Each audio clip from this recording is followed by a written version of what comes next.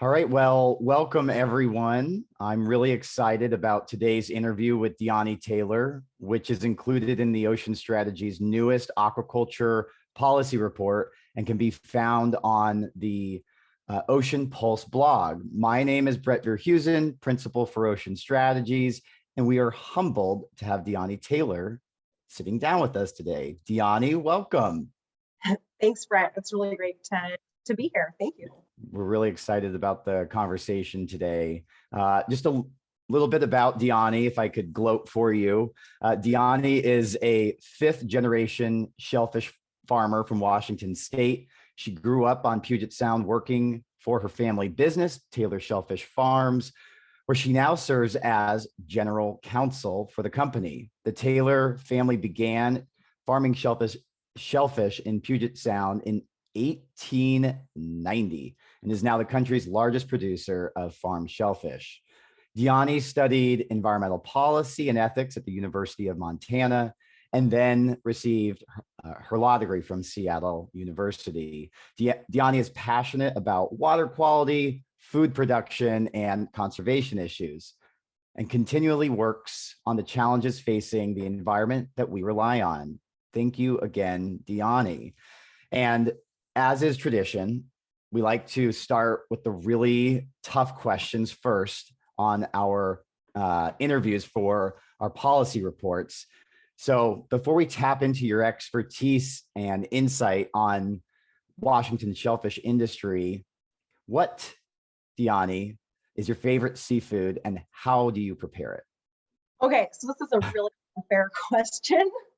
So I'm breaking the rules and I have two answers. So I hope that's okay. Perfectly fine. So I had to think a lot about this because I have way too many favorites. But one of them is just really easy to do that I do most often at home. So I picked that one first. I do a lot of steamed clams at home. It's really, simple and it's easy to change it up a little bit. So, and I mean, really all you're doing is rinsing the clams quick, heating up a pan and putting in some butter, onions, garlic. And I add some ginger sometimes and spicy sauce like gochujang sauce. And then a little bit of white wine or chicken broth. Let that start boiling a little bit. Add your clams in, cover it, and then as soon as they're open all the way, then they're good to eat. I eat it with any good bread or rice. So that's one. I think I eat that the most often. And how long to cook the clams? It only takes about 3 or 4 minutes for them to fully cook up. So it's easy to overcook them. So you really want to just see them kind of open with the open shell. And as soon as you're there, they're done. So easy. Yeah, very easy. I'm hungry. I know, I'm hungry too. Oh, but now you have a second. Oysters on the half shell are just impossible to beat. Folks have a hard time overcoming what they think is it's hard to chef them. There's some really great tutorials online though these days. And I love it because it's a little bit of a different experience every single time. It's really special. And I don't know, it's one of my favorite ways to eat shellfish. So couldn't agree more. I have been lucky enough to eat oysters on the half shell from the Taylor restaurants in Seattle. Delicious, delicious. And it is fun to shuck them yourself. It's really not that hard. And it's just a great kind of way to touch what you eat and work for it a little bit. Absolutely. Well, thank you. I like those answers, and I think I'm going to make your clam recipe very soon. You might have to give me a little bit more detail because I think I might fail at somewhere, but I'll do my best. I'm happy to. Okay, I'll write you. Okay, so kind of moving from the really tough questions into a little bit more policy focus. Diani, the nation's unfed aquaculture industry, or as some call mariculture, kind of including seaweed and shellfish farming, continues to grow and expand while also facing some uphill battles in terms of permitting and regulations in several regions across the country. So two-part question for you, best if to think about it kind of locally and then nationally, what are the policy issues that are most important to Taylor Shellfish, and how do they relate to Washington's aquaculture industry and the national aquaculture landscape? Yeah, absolutely. So at Taylor Shellfish, and I think in the industry in general, there's some issues that we track in particular, especially on the policy side, climate issues like ocean acidification, clean water issues. Those are really critical to our farms and operations. So those are our policy items that we engage in all the time and keep an eye on. We're also more broadly involved in some very more sector specific work. So shellfish regulation, that can include to shellfish health and safety issues. And then other work that just is more broadly supportive of shellfish or the seafood industry in general. So certainly right now, our regulatory issues that we've been facing here in Washington State are not new. And I think the industry around the country would, be able to share their own whole host of challenges that they've faced over time. And we've definitely been very focused on national shellfish regulation here lately. And I think making sure that process is working for farmers, including, Taylor Shellfish and others. One of the things that we've been following fairly closely is the draft rules coming out of the subcommittee on aquaculture. Those are really forward-looking rules that are kind of looking at regulatory challenges and how to address those for the industry, as well as economic and research needs for the industry. And I think are really there's an opportunity there to help create a more robust industry, and that includes robust regulation, but ones that work for the industry and are ones that people can actually get through. So I'm excited to see where those go. So on sorry to jump in, but on the research, what would you prioritize for some major needs of research right now that kind of help the industry both in Washington and nationally? That's a great question. There is a lot of research out there that the industry is engaged in.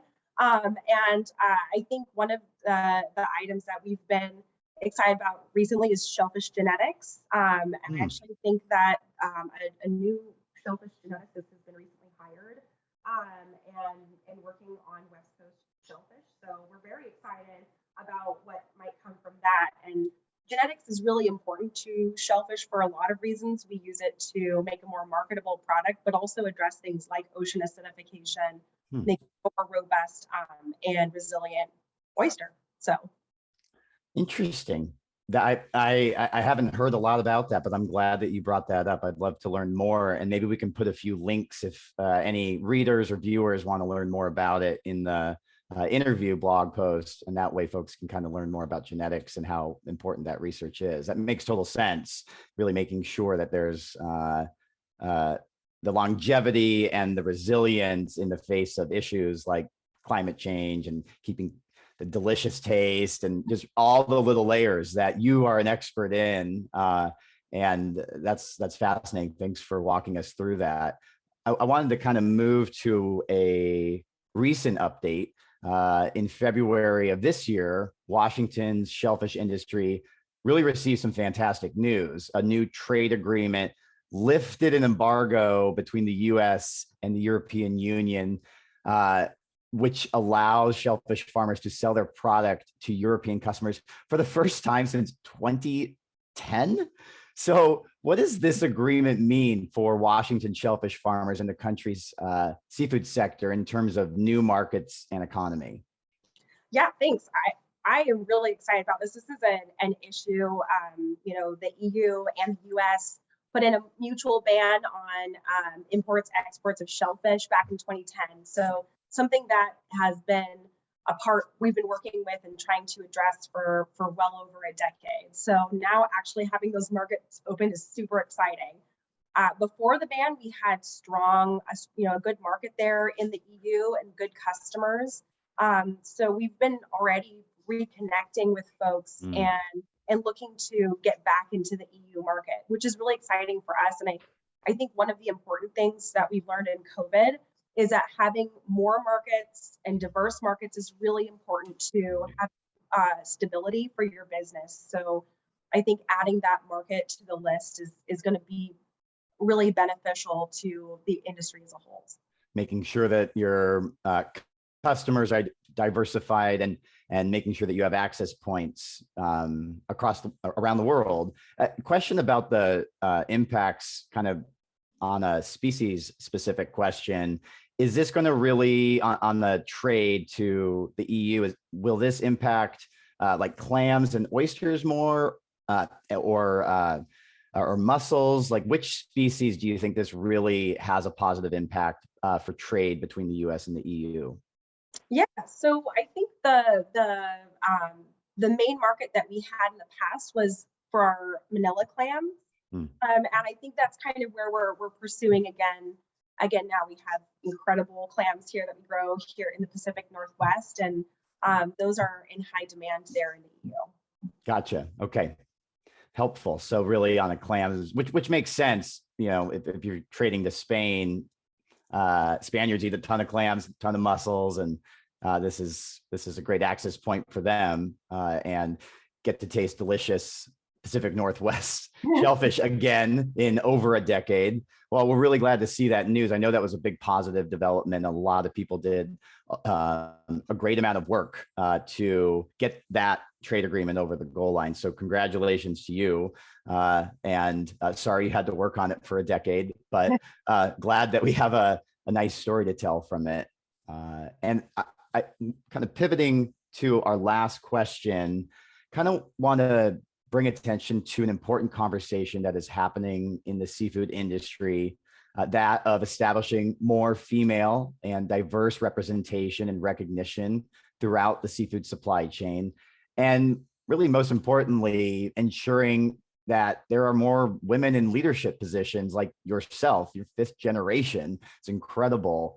And also bringing those conversations around diversity as it relates to discussions around climate issues and other seafood policies. This certainly is continuing to be a priority across Congress and also the Biden administration. So as a female leader in Washington's seafood industry, and really the national seafood industry, what would your advice be to other women that want to get involved in the seafood policy discussions and work to establish themselves as leaders? Oh, thanks, Brett. I just wanted to say this is a really important topic, and I think a robust industry that's healthy for the long term is one that's increasingly diverse and includes more women. And so I think it needs to be a priority for the seafood industry as a whole. That includes shellfish. And I'm also very lucky. I grew up, my mom dug clams for over 10 years, huge inspiration to me as a woman leader. And then in my generation at my company, I'm one of 8 in the 5th generation. 7 of us are women.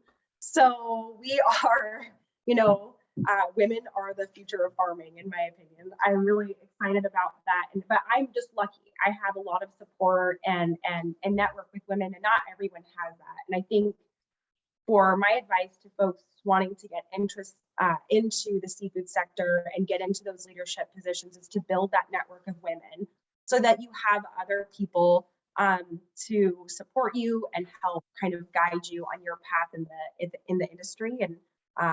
And there's also just great mentors, both men and women, that you can reach out to. And I've only found very welcoming and supportive folks in the people I've reached out to as mentors and found their advice invaluable. So I would highly recommend that. And I would be remiss if I didn't give a shout out to my sister and cousin who just launched Girls That Shuck, which is super exciting. Love that. Love that. It's an online group, mostly through Instagram. and they are just hosting an online space for women in the oyster industry to network and share stories and highlight other women's work in the industry. They also are just about to launch their second fundraiser for Girls That Shuck, and that is just really exciting and another way to kind of give back to organizations that support women in the industry. Yeah, thanks for those examples and your honest feedback. I think you and I were talking a while ago, and you were also explaining a networking event. I don't know if you organized it, but it was local for women in the aquaculture industry, right? Yeah, that was, we used to do just kind of a lot of the women who are in Shellfish have met up in the past for a happy hour, and we've just called ourselves the Shellfish Divas. It's been a really long time since we met up, but I just feel so lucky to have that kind of group of women who all reach out to each other for support and for connection. And I mean, it feels like a real, family. It's really awesome that we have that. Shellfish Divas. Be on the lookout. New Instagram page, maybe new hashtag, but just a great example of reaching out to your network who you know, maybe you don't. And Diani, if you have any other advice, we'd love to feature that within the Ocean Strategies communications, and can put it into any of the longer kind of posts that we do of this interview. But I certainly look up to you. I'm astonished by how much you know and how much of an expert you are. I mean, the family business is incredible, and I'm in awe of sort of the reins you've taken. And I hope to one day be able to speak halfway fluently about the shellfish industry as you. We're really lucky to have you join us today. And I think the seafood industry is frankly just really lucky to have you part of it. So I just really wanted to say thanks for your time. And if you have any more kind of final words of wisdom, we'd love to give you the platform. Well, thank you so much. That's super flattering. And Brett, I feel the same way about you. So it's just been, so awesome to connect and get to work together on things, including this interview. So. But it's fun to have, I mean, not only like, it's just fun to have people within the industry who are also younger, because we also need to rely and lean on each other too. Totally. Absolutely. I think that's really important. So, and another part of a robust industry is people of all ages involved. So totally. Just one other thought that I had on policy, if it's helpful, at least for me personally, I think that there is a lot of opportunity for more industries and other sectors to come together on some of the priorities for the seafood industry. I just see this as hugely untapped potential. And from the Taylor Shellfish lens, especially on climate issues like ocean acidification, some of the greatest work that we've seen done is when many groups come together on their aligned priorities. Mm-hmm. And I have just a hard time not seeing those between all the different industries that make up the seafood sector, the nonprofit world, and otherwise. So I'm really excited about the work that you guys do to kind of lift that up. Yeah, it's definitely encouraging. I don't know if it's a generational kind of change or what, but it's encouraging to have the acknowledgement and the efforts to focus on what we can agree on, rather than that maybe 5% where we can't, because rising tide lifts all boats, of course, the saying, and it's very true. And having those coalitions, unlikely partnerships, really focused on what is that common ground can be incredibly effective. Yeah, and really opens up the conversation to talk about solutions to the challenges that we do have. Yeah, love that. Solution oriented. Well, Diani, thank you very much for joining us today, and we'll see you soon, I'm sure, and thank you for your time. Thank you so much. It was really great to join you guys.